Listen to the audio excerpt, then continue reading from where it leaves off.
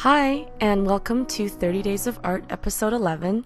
Today I'm doing a very special 3-marker challenge, and a big thank you and shout out to my friend Catherine Ward Art for tagging me and inviting me to do this challenge with her, so I'll link her video in my description as well. Before I begin, I'd love to share with you guys some of these beautiful pieces done from my monthly coloring contest that I host on Patreon at patreon.com/happydartist. It's only $1 to join. Okay, for materials, I will have all the colors and brand names in the description below. I have these 3 Blick Studio markers and 3 Prismacolor Col-Erase pencils, this white General's charcoal pencil, this white Uniball Signoball gel pen, and this cute little SpongeBob eraser. So trying to come up with a concept on what to do for a piece where I'll be only limited to 3 colors was quite challenging. I had actually attempted to do a few pieces before this one that featured a human face, and later discovered that it was really tough to try to make skin tones look the way I wanted them to, and also add interesting colors in the background when I only have 3 colors. So instead I tried something new. I was heavily inspired, as always, by my favorite artist, James Jean, and the beautiful peonies that he likes to draw, and the petals are always so wriggly and full of life. So I was inspired by that and decided to do my own little flower. It's got a melting moth sitting on top of it and a cute little mouth inside the flower. The title of this drawing is called Sweet Nothing, which comes from the phrase sweet nothings, like whispering sweet nothings to someone. I just thought it would be really cute and kind of romantic. Also, really quickly, I would like to clear up kind of the rules of this 3-marker challenge. So as you can see here, I did 3 little thumbnails and I had all my colors picked out ahead of time. I chose in the end this cute little yellow flower. So I actually saw a lot of videos when I did a 3-marker challenge search. A lot of videos people chose the colors ahead of time, and a lot of other videos they chose them randomly, and I chose mine ahead of time, and I also chose colored pencil colors that were just the darker versions of the marker colors. I hope that's okay. Again, I could probably guess some people might think this is cheating. You're supposed to choose random colors and force them to match, but I thought it would be a more useful challenge if I chose the colors myself and relied on layering and blending and line technique to make the whole piece look uniform and interesting, rather than forcing myself to make colors that would otherwise clash, try to work together, because I feel like in real life you would never force yourself to use colors that don't make any sense on your pieces. So yeah, please forgive me if you think I'm cheating.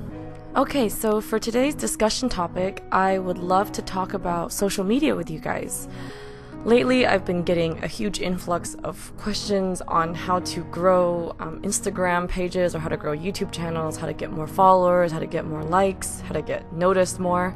And I like to just share a few tips that I kept in mind and a few lessons I learned on what not to do.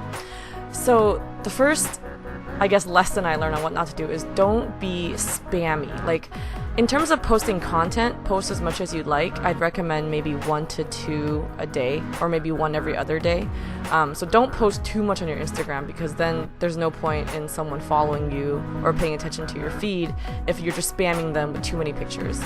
But what I mean by don't be spammy is don't go on other people's pages and say, follow me, or hi guys, I'm new, check out my page. I did that for a brief moment in time when I was first starting my Instagram, and people did not like it. I got actually a lot of hate and I got berated for it, and I can see now why people would find that annoying, because when someone shares their artwork and all you do is advertise for yourself instead of responding to their work, it could really offend someone and just make them feel like you're just using them to get attention for yourself. You don't really care about what they're posting.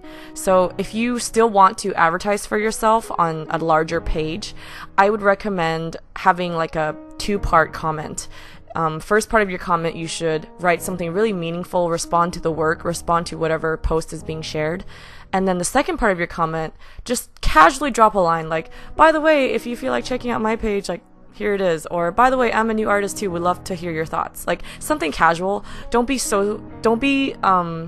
like an advertisement flyer, you know. Don't be like, hi guys, check out my page, I'm new, get me to 1,000 likes today. Like, that's, no one would really find that meaningful or find that enticing to look at. So yeah, if you say something nice and stay calm and respond to the post you're actually commenting on, and then casually slip it in that you also have a page, I think people will see that as way less off-putting and be more encouraged to actually visit your page.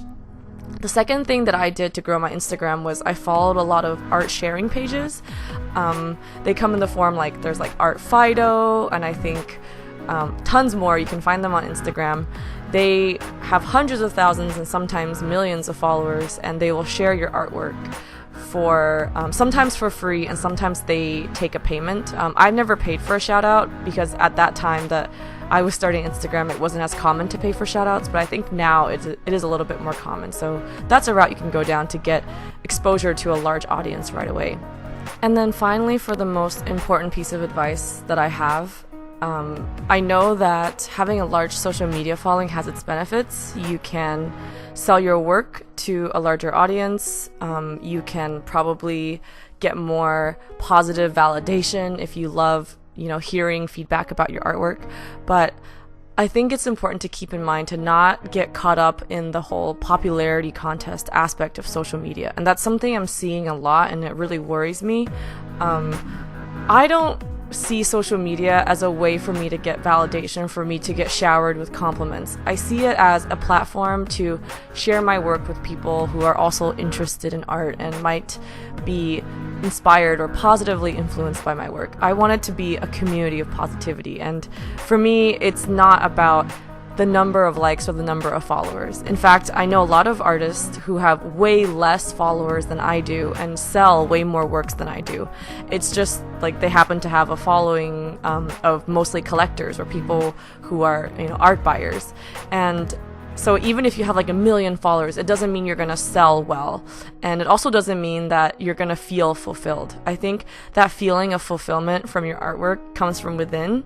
So it's important to, no matter what, keep your mind focused on what's really important. And that's continuously producing engaging content and interacting with your followers in a meaningful way and being kind.